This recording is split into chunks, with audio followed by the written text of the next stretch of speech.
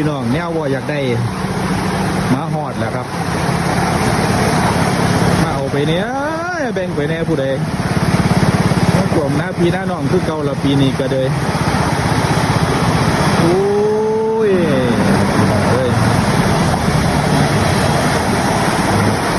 เขากำลังติดตั้งท้องเกือบนี้แล้วครับพี่น้องเอ้ย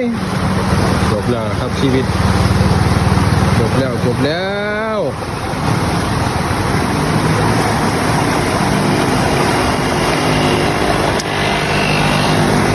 ทีนี้ว่าสิบ่ท่วมคือเก่าครับ